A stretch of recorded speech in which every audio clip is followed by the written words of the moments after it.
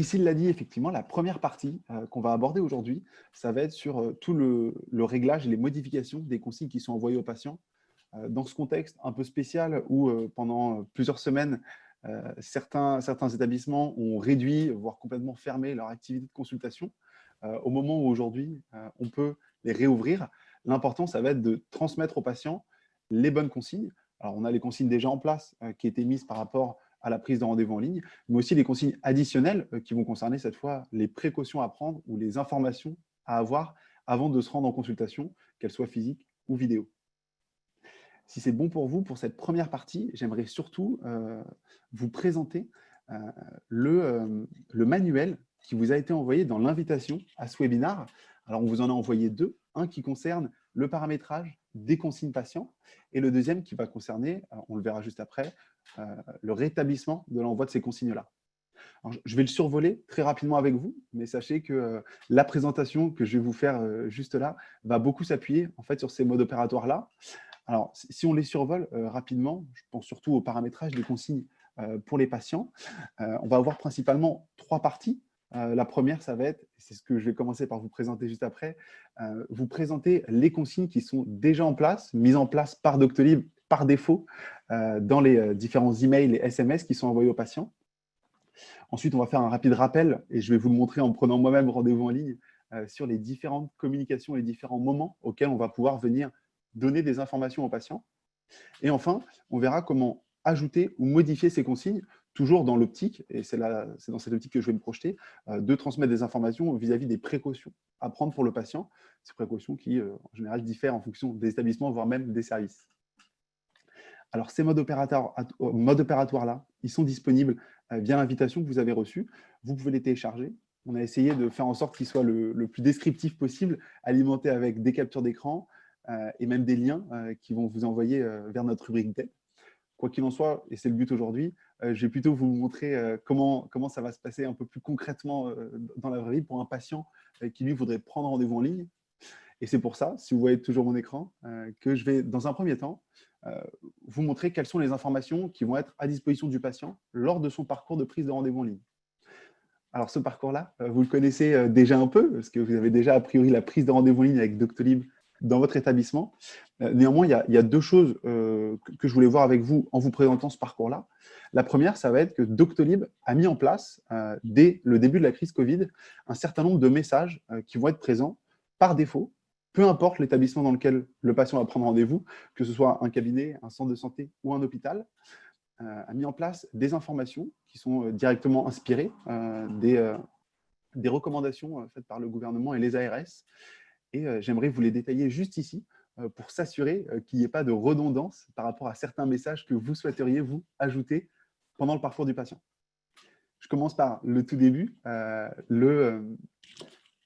l'affiche, le site doctolib.fr où, dès le moment où le patient va se rendre sur ce site, vous le voyez, on fait apparaître, et ce pour tous les patients, peu importe où ils vont prendre rendez-vous en ligne, un encart, juste ici, vous le voyez sur mon écran, où on va donner un certain nombre de consignes aux patients. Ces consignes évoluent, bien entendu, en fonction aussi du contexte. Si vous étiez allé sur le site doctolib.fr pendant la période de confinement, vous n'auriez pas eu ces mêmes consignes-là. Le but étant de donner dès le début aux patients certaines directives et certaines informations concernant le contexte dans lequel nous vivons actuellement. Donc, cette première consigne-là va apparaître dès le début sur doctolib.fr. Et j'aimerais vous montrer aussi un autre type de consigne. Et pour ça, je vais me rendre sur la fiche de l'hôpital franco-britannique. Sur cette fiche-là, vous le savez, chaque établissement a une fiche sur doctolib.fr, fiche qui lui est caractéristique, sur laquelle on va retrouver le titre et le type d'établissement, un logo, une présentation, les différents moyens d'accès. Aujourd'hui, ce que je voulais voir avec vous, c'est comment pouvoir communiquer depuis cette fiche des informations au patient au moment où il va prendre rendez-vous en ligne. Ici, à l'hôpital franco-britannique, ils ont paramétré un encart, ici en bleu, qui est ce que nous, on appelle dans notre jargon un message temporaire sur la fiche, qui va permettre, vous voyez, juste au moment où le patient va vouloir prendre rendez-vous, de transmettre un certain nombre d'informations au patient, ici, et c'est le plus souvent le cas dans les différents établissements de santé, informer le patient sur la réouverture progressive des consultations et le rediriger, s'il a des questions, vers le numéro du secrétariat. Le but ici, ça va être d'informer le patient que les consultations ont réouvert, qu'il va pouvoir prendre rendez-vous soit en ligne, soit en appelant directement l'établissement. Pour le coup, ce message-là, il est paramétrable par vous. C'est un message qui va être personnalisable par établissement, et c'est bien normal, vu les éléments qui y figurent. Et je vous montrerai juste après comment on va venir le modifier. Si c'est bon pour vous, je vais continuer encore un peu plus dans le parcours du patient. Et cette fois, vous montrer les différents messages qui vont apparaître quand on va prendre rendez-vous en ligne. Alors, encore une fois, ces messages, vous les connaissez, mais vous allez voir qu'à chaque étape, on va pouvoir en ajouter, ou il y en a qui ont déjà été ajoutés par Doctolib sur l'ensemble des patients qui vont prendre rendez-vous. Je choisis ma spécialité. Vous connaissez, je pense, à peu près comment ça fonctionne à ce niveau-là. Mon motif de consultation, mon praticien. Arrive ensuite les créneaux qui sont disponibles à la réservation. Je vais en prendre un peu lointain.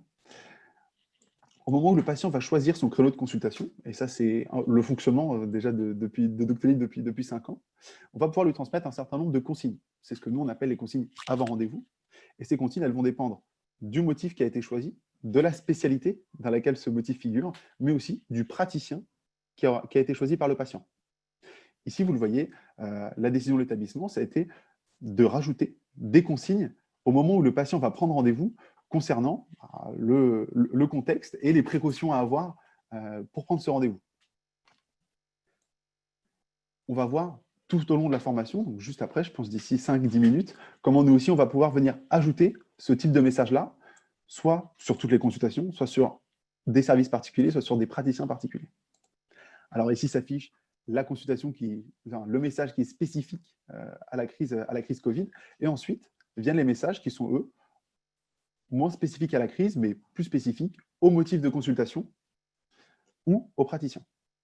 Une fois que le patient a lu tous ces messages, il va pouvoir ensuite se rendre sur la page de confirmation. Alors, à cette étape-là, on va demander au patient soit de se créer un compte Doctolib, soit de se connecter avec un compte existant. Je suis déjà connecté par pur gain de temps et j'aimerais vous montrer comment ça va se passer jusque-là. Je choisis bien entendu pour qui je prends ce rendez-vous. On me demande si j'ai déjà consulté ce praticien.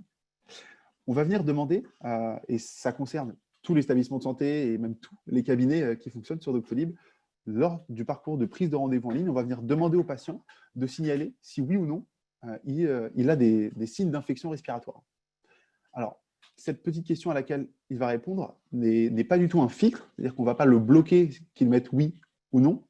L'idée, c'est qu'au moment où il va prendre rendez-vous, s'il met oui, visuellement, dans votre agenda, vous allez voir que ce patient a répondu oui à cette question-là et vous allez potentiellement pouvoir réorganiser les consultations, peut-être modifier, déplacer son rendez-vous ou allonger sa consultation pour essayer de limiter en fait, les contacts entre ce patient et éventuellement d'autres patients. Ici, je vais indiquer le nom du médecin qui m'a adressé. Je confirme mon rendez-vous.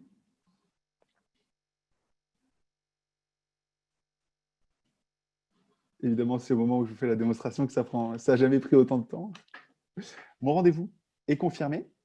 En tant que patient, j'ai accès à un résumé du rendez-vous auquel le rendez-vous que je viens de prendre, le nom du praticien avec qui j'ai pris rendez-vous, et aussi un certain nombre de consignes, ce que nous on appelle les consignes post-confirmation, en fait les consignes qui vont aider à préparer au patient à préparer la consultation.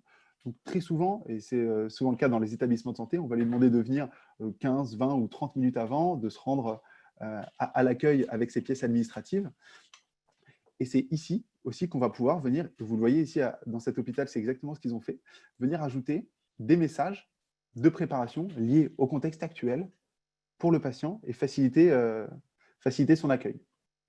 Ces messages-là, c'est les messages qu'on va pouvoir aussi venir modifier, qui sont propres à l'établissement, au service, au motif et même aux praticiens. On va voir tout à l'heure comment les modifier. Alors, vous le savez, le patient, dès qu'il a pris rendez-vous en ligne, reçoit un email de confirmation. Alors, moi, je vous ai préparé un modèle d'email que moi, j'avais reçu.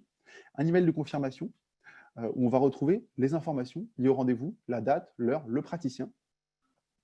Et c'est là qu'on va aussi venir retrouver un encart avec les consignes lié à la crise actuelle. Cet encart que vous voyez juste ici, il est ajouté sur tous les messages de confirmation qui sont envoyés depuis Doctolib. Donc, vous n'avez pas à le paramétrer, à les modifier ou autre. Ce message sera inclus dans tous les mails de confirmation qui seront envoyés. Je vous le présente ici parce que ça va être important quand on va se poser la question de quel message on va pouvoir nous paramétrer additionnellement pour pas qu'il y ait de redondance entre les messages déjà mis en place et les messages qu'on va pouvoir paramétrer nous-mêmes. Je reviens à mon email de confirmation. J'ai donc cet encart qui va apparaître sur n'importe quel mail de confirmation. Et juste en dessous, la rubrique « À lire avant votre prochain rendez-vous » où je vais retrouver ce que j'ai appelé tout à l'heure mes consignes post-confirmation, où je retrouve, vous le voyez, le message que j'avais tout à l'heure sur ma page de confirmation de rendez-vous. C'est encore une fois à cet endroit qu'on va pouvoir venir modifier ou ajouter des consignes. J'espère que c'est clair pour vous jusqu'à là. Je continue. Priscille, tu me dis si je vais un peu trop vite ou si je mange un peu mes mots. Parfait. Au-delà de la réception de ce mail de confirmation, vous le savez, le patient reçoit un SMS de rappel 48 ou 24 heures à l'avance, en fonction du délai auquel il a pris rendez-vous. Et dans cet email, ce SMS de rappel, alors il est standardisé, c'est-à-dire que ça va être le même ou quasiment le même pour tous les établissements et quasiment tous les services.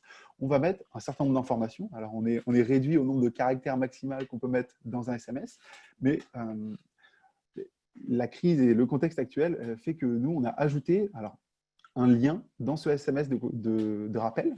Alors, ce lien, habituellement, va permettre au patient de venir annuler ou modifier son rendez-vous. Et là, je vais vous montrer ce qui va se passer maintenant. Alors, ce que je vous affiche juste ici, c'est la page qui va s'afficher une fois que le patient aura cliqué sur ce fameux lien dans ce SMS. Donc, ce lien qui sert à annuler ou déplacer un rendez-vous.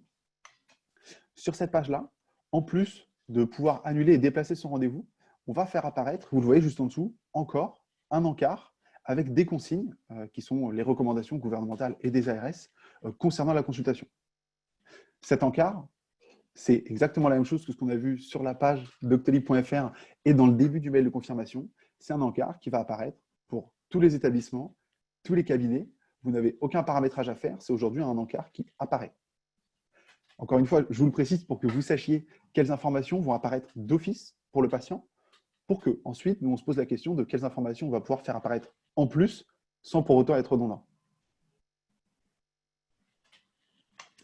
Parfait. Si je résume un peu, si on se concentre juste sur les informations qui sont données aux patients, peu importe votre paramétrage, on va avoir l'information concernant les consultations qui vont apparaître sur doctolib.fr au moment où le patient va venir rechercher un praticien ou un établissement de santé. On va avoir un encart qui va apparaître dans tous les emails de confirmation et de rappel. Et on va avoir cet encart qui va apparaître ici au moment où le patient va venir cliquer sur le lien dans le SMS de rappel.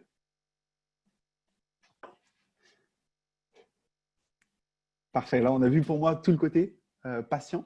On va maintenant se mettre, pour le coup, à votre place, à la place d'un administrateur, quelqu'un qui va paramétrer l'agenda Doctolib.